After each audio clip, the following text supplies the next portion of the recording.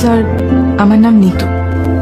আমি BNS IT কোম্পানিতে assistant manager হিসেবে কাজ করি। আমাদের বস আমাদেরকে সাকসেস পার্টির ডিনারে নিয়ে এসেছিলেন। স্যার, যদি কিছু মনে না করেন একটা কথা বলতে পারি? স্যার, আমি কোম্পানির পাশাপাশি একটা চ্যারিটি অর্গানাইজেশনের সঙ্গেও জড়িত। কিছু গরিব মানুষদের খাওয়া দাওয়া, ওষুধ এগুলোর খেয়াল রাখা হয়। আজকে দেখছিলাম যে আপনি অনেকগুলো টাকা ছুড়ছিলেন। সামান্য কিছু টাকাও আমাদের চ্যারিটিতে ডোনেট করতেন, খুব ভালো হতো স্যার। চ্যারিটির প্রোফাইলটা দেখাচ্ছি।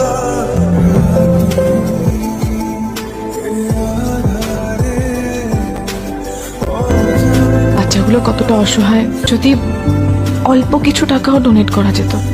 Please sir. G sir.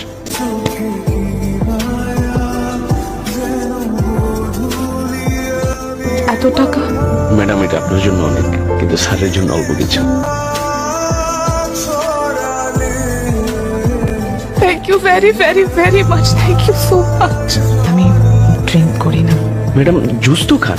Okay. Excuse me. By the way sir, আপনার নামটা তো জানা হলো না। আরিয়ান মির্জা। Nice name.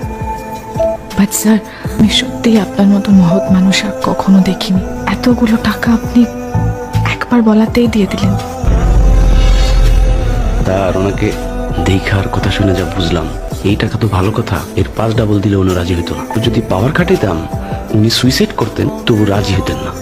তাই জুসে যেটা টাকা আর ক্ষমতায় পাওয়া যায় না, সেটা 100%